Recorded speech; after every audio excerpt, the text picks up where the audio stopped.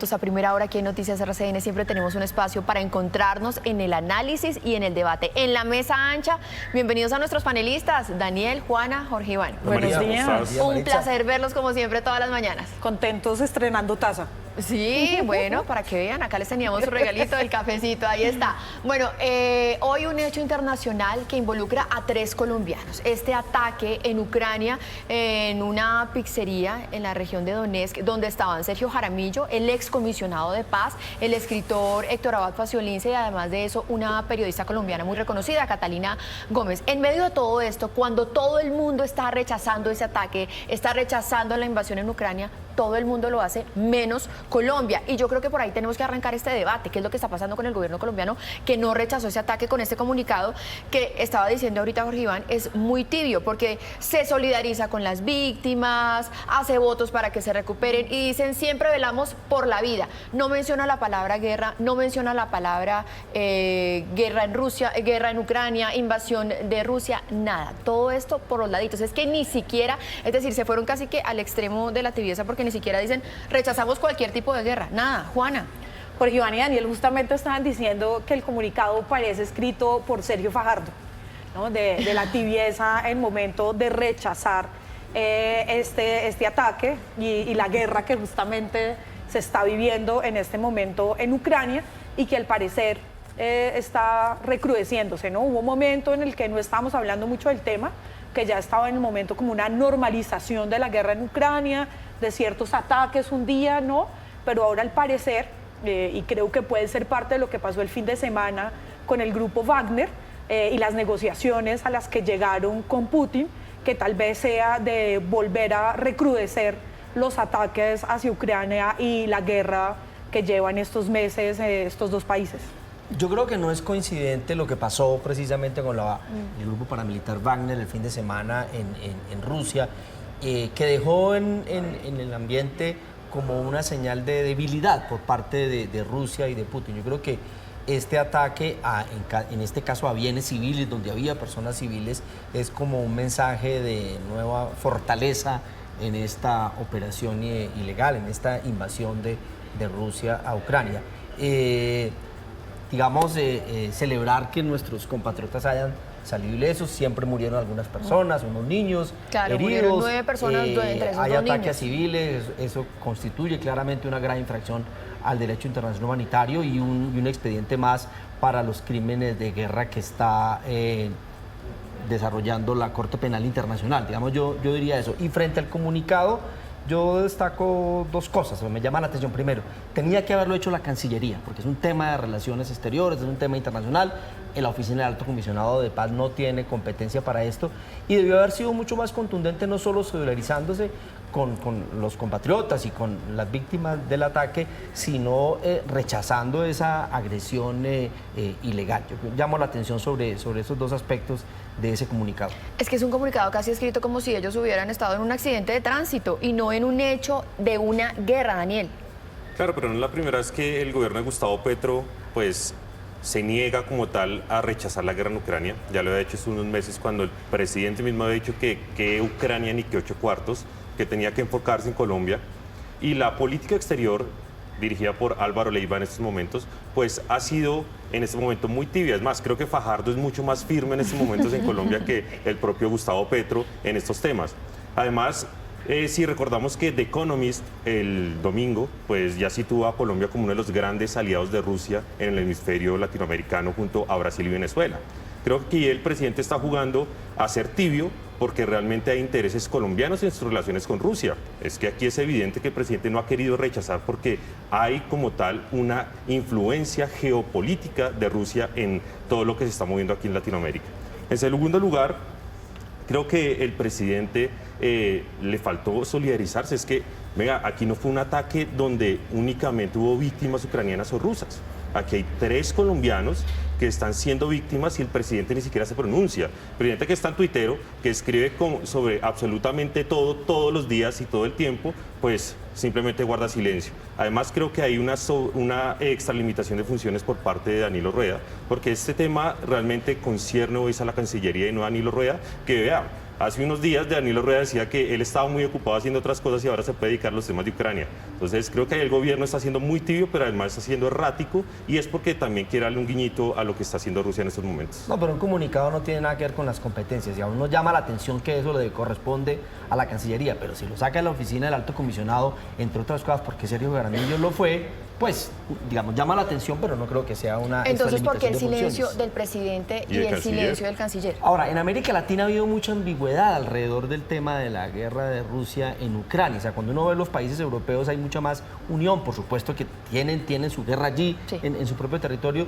Si uno mira en América Latina está muy cruzada por las agendas ideológicas de los Sí. distintos gobiernos. Entonces, hay unos gobiernos que no la han rechazado, otros que la han apoyado, otros que han sido tibios, que es un poco como el caso colombiano, Claro. que genéricamente Pero creo que condenan la violencia, pero no el hecho Creo en que el sí. gobierno chileno y que Gabriel Boric sí ha sido muy enfático y es un gobierno Y con abiertamente Venezuela. de izquierda y él ha sido Y con Venezuela, muy... porque Pero saben que Consecuente con el quizás tema. los gobiernos latinoamericanos no han tomado una posición o han tomado, digamos, o se han ido con un bando u otro en esta guerra en Ucrania, pero sí todos han coincidido en rechazar la guerra, en cualquier expresión. Excepto Petro. Y de eso carece este comunicado, es que ni siquiera dice se rechaza la guerra.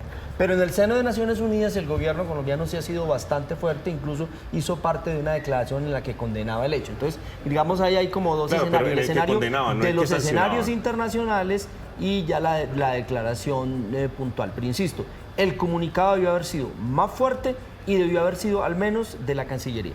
Pues bueno, nos hace falta todavía, o sentimos que hace falta todavía una declaración del presidente Gustavo Petro frente a este tema. Volvemos con la mesa ancha, hoy otra vez con nuestro sofá ancha acá con nuestros panelistas. Vamos a tocar dos temas muy importantes que están en el orden del día. El primero, el tema de orden público. Ayer en una ofensiva de las fuerzas militares en Arauca murieron 7 guerrilleros del ELN. Y aquí la pregunta que yo plantearía es, ¿por qué se vuelve extraordinario que 7 guerrilleros del ELN mueran en una ofensiva del ELN? Aunque no oficial, parecería que tácitamente sí estaba funcionando un cese bilateral, Jorge Iván. Claro, hace falta que se formalice y empiece, pero las operaciones militares continúan, digamos, el Estado tiene que seguir cumpliendo con su función y los grupos ilegales siguen en su accionar. Por eso yo creo que ese panorama va a cambiar, sobre todo el enfrentamiento Estado-ELN cuando ya se formalice el documento que estamos esperando del cese al fuego. Lo Claro. que no creo que cambie es la situación de seguridad para la población civil, que generalmente en este tipo de conflictos son quienes más sufren este tipo de hechos. Pero justamente por eso, si no estamos en un cese bilateral del fuego, si estamos todavía combatiendo al ELN, ¿por qué sorprende tanto esta noticia? Pero yo creo que es una buena sorpresa, Maritza, o sea, que nos desacostumbremos poco a poco a que haya enfrentamientos militares, es el tránsito hacia la paz, ¿no? Que la guerra cada vez se nos haga algo más extraordinario y algo que, ¿no? Que cada vez haya menos combates, que cada vez haya menos víctimas, que cada vez haya así, no sea oficial, pues yo creo que es el tránsito y el camino para ir llegando a un cese bilateral formal que claramente es urgente, ¿no? Que el Claro. gobierno tiene que anunciarlo lo más pronto posible junto a la mesa de diálogo. Pero hay como cierta normalización en la guerra, que es un poco la inquietud, y creo que eso nos Claro, devuelve pero eso es- al primer tema. Pero es uno decir, supondría que mientras el ELN está delinquiendo porque siguen extorsionando, siguen secuestrando, siguen asesinando militares, pues la fuerza pública debería también combatirlos. claro, pero vuelvo al tema, o sea, es raro que eso parezca Sí. una noticia cuando si están el Estado y un grupo ilegal enfrentados, que haya enfrentamientos y que haya bajas, sería lo cotidiano. Sí. Y tiene que ver con lo que pasó también un poco como en Ucrania, que tratamos en el primer segmento, como cierta normalización. O sea, hay una guerra en Ucrania y resulta que personas fueron a un evento cultural, a un evento literario, en un centro comercial, en restaurantes. Comiendo pizza, un un poco poco tomándole fotos y a el lo sor- espectáculo de la guerra. Claro, ¿sí? y lo sorprende pues la tragedia de la guerra que hoy estamos viendo. Pero mira, Daniel. en realidad esto sorprende que haya accionar de la fuerza pública en contra del ELN, porque aquí lo que ha pasado es que así como el presidente ha sido tibio con el tema de condenar la guerra en Ucrania, también ha sido muy tibio en cabeza de Iván Velázquez con el tema de los grupos armados ilegales. Mira estos datos. El 11% de víctimas en masacres ha crecido durante los primeros 5 meses de este año. No estamos hablando de Duque, estoy comparando con Duque. El secuestro extorsivo ha crecido en un 170%. ¿Atribuibles a quién esas masacres? A todos los grupos ilegales, ELN, disidencias de las FARC, las otras disidencias y todo lo que hoy está Clan sobre del la Golfo. mesa. Exactamente. Pero yo ahí tengo una pregunta. Sí, espera, déjame espérate. terminar. Si las cifras que mencionas son y han aumentado porque se hablan más y se buscan más y es más denuncias, ¿no? Donde hay un trabajo del gobierno en el que busca contabilizar muchas veces masacres que no están bien contabilizadas en los años anteriores. No. Ha habido muchas discusiones No frente a pueden eso. confundir ahora que porque aumentan las masacres en el gobierno Duque, en el gobierno Petro, comparado con el de Duque, entonces porque están contabilizando mejor, ¿no? Las cifras siguen siendo las mismas y son del ministerio, esto no se lo está inventando nadie. Tercer lugar, la erradicación de cultivos ilícitos en Colombia disminuyó un 87% y cautación de cocaína, que se la pasan diciendo que la pasan incautando, ha disminuido en un 18%. Entonces, sorprende lo del ELN porque es que no están haciendo nada. El ministro Iván Velázquez no estaba ejerciendo acciones militares en estos momentos. Se me está acabando el tiempo, pero no quiero dejar pasar el tema de los falsos positivos y quiero escuchar, quiero que nuestros televidentes escuchen esta declaración de un militar retirado ayer justamente confesando que participó en estos falsos positivos. Yo soy quien recibió la orden por el asesinato de Edison Alexander Lescano, de lo cual estoy muy arrepentido, porque he llevado ese peso en mi corazón, en mi conciencia. Por supuesto, esto nos rememora y nos trae mucho dolor de una historia de muerte y de sangre aquí en el país. Lo que conocimos en Justicia y Paz y que estamos conociendo ahora en la Jurisdicción Especial para la Paz, creo que echa para atrás la tesis de las manzanas podridas que siempre nos han dicho. Aquí había una operación que contaba con el apoyo de muchas instituciones y altos mandos militares que cumplían órdenes para ese tipo de cosas. Afortunadamente está la JEP que nos está dando a conocer la verdad de eso. Nada, es un tema muy doloroso. Esperamos que estas investigaciones sigan avanzando, que se sepa la verdad y que se sepa la verdad de todos los lados, tanto de lo que ejecutó la fuerza pública como los guerrilleros y los paramilitares. Creo que es un mensaje importante que está esperando el país en estos momentos. Este pues es un gran paso, un país que quiere transitar hacia la reconciliación necesita saber la verdad y para las familias de las víctimas poder perdonar pasa porque los actores que han cometido estos hechos tan terribles pidan perdón como pasó ayer en Dabeiba. Pues Juana, Daniel, Jorge Iván, muchísimas gracias. Aquí está la mesa ancha analizando y debatiendo todos los temas de interés en el país. La mesa ancha donde caben todas las opiniones, también las de ustedes. Ustedes saben que pueden seguir participando, opinando, comentando a través de nuestras redes sociales con numeral La Mesa Ancha. Todos los temas del día aquí en Noticias RCN, en La Mesa Ancha.